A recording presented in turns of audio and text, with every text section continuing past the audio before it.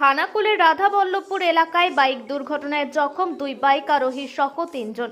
নিজের গাড়িতে জখমদের উদ্ধার করে আরামবাগ মেডিকেলে চিকিৎসার জন্য নিয়ে এলেন খানাকুলের বিজেপি বিধায়ক সুশান্ত ঘোষ।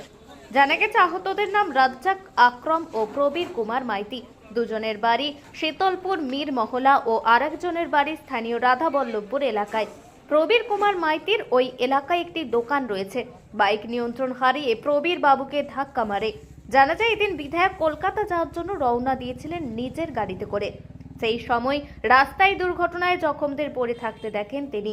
তাদের রাস্তায় পড়ে থাকতে দেখে বিধায়ক তৎক্ষণাৎ তাদের নিজের গাড়িতে তুলে নিয়ে হাসপাতালে নিয়ে আসার পাশাপাশি তাদের সেখানে ভর্তি করার জন্য তদারকি করেন।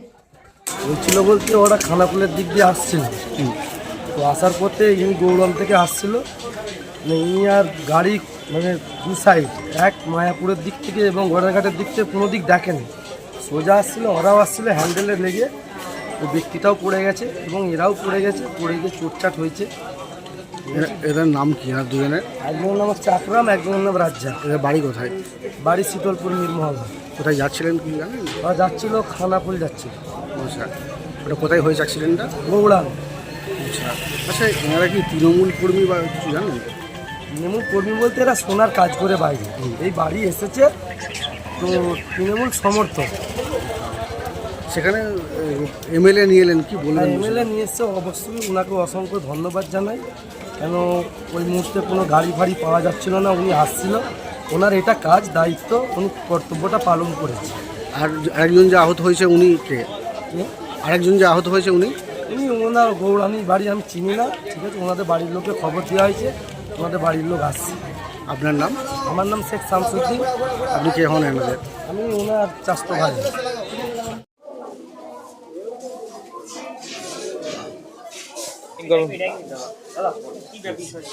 আমি আসছিলাম, কলকাতা যাওয়ার ছিল।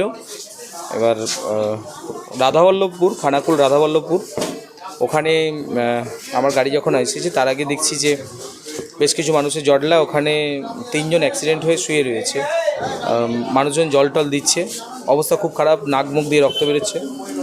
তো সেই সময় দেরি না করে আমি আমার গাড়িতেই তুলে নিয়ে ওনাদেরকে হাসপাতালে নিয়ে এসেছি। এখন ভর্তি করা হয়েছে, ট্রিটমেন্ট শুরু হয়েছে।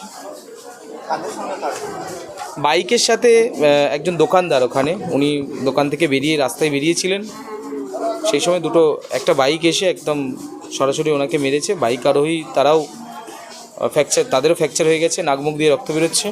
আর যাকে মেরেছে ওখানকার দোকানদার প্রবীর কুমার মাইতি, ওনার অবস্থা আশঙ্কাজনক, ভর্তি করা হয়েছে। মোট 3 জন। জানি না, বাইক নিয়েই যাচ্ছিল, ওখানে স্পিড নিশ্চয়ই বেশি ছিল। রাধাবল্লভপুর, খানাকুল রাধাবল্লভপুর।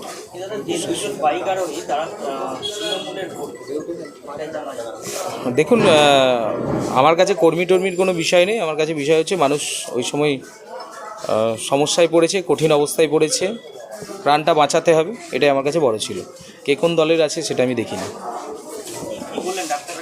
চিকিৎসা চলছে, সম্ভবত ভর্তি নিচ্ছে সবাইকে। একজনের নাম ওয়াসিম নাকি নাম আছে এরকম শুনলাম, আর প্রবীর কুমার না, সম্ভবত আরামবাগ সাইডের মধ্যেই হবে। এখন আরামবাগেই রয়েছে প্রাণ আইভিএফ ফার্টিলিটি সেন্টার। নিঃসন্তান দম্পতিদের মুখে হাসি ফোটানোর বিশ্বস্ত প্রতিষ্ঠান প্রাণ আইভিএফ ফার্টিলিটি সেন্টার। দক্ষিণবঙ্গের মধ্যে সর্ববৃহৎ এবং সর্বপ্রথম এআরটি গভর্নমেন্ট রেজিস্টার প্রাপ্ত আইভিএফ সেন্টার এখন আরামবাগেই। অল্প খরচে আইভিএফ পরিষেবা, বন্ধাত্ব চিকিৎসার এক অভিনব অধ্যায়। প্রাণ আইভিএফ ফার্টিলিটি সেন্টার একেবারে অল্প খরচে পুরুষ ও মহিলার বন্ধাত্ব পরীক্ষা, বন্ধাত্ব চিকিৎসা সবকিছুই হয় আমাদের প্রতিষ্ঠানে। সুচিকিৎসার মাধ্যমে মা ও বাবা ডাক শুনতে পারবেন নিঃসন্তান দম্পতিরা। তাহলে আর দেরি কেন? আজই যোগাযোগ করুন প্রাণ আইভিএফ ফার্টিলিটি সেন্টারে। ঠিকানা বসন্তপুর, আমতলা, 2 নম্বর রেলগেট, আরামবাগ, হুগলি। যোগাযোগ নম্বর 7865858781 অথবা যোগাযোগ করুন 7908098172 এই নম্বরে।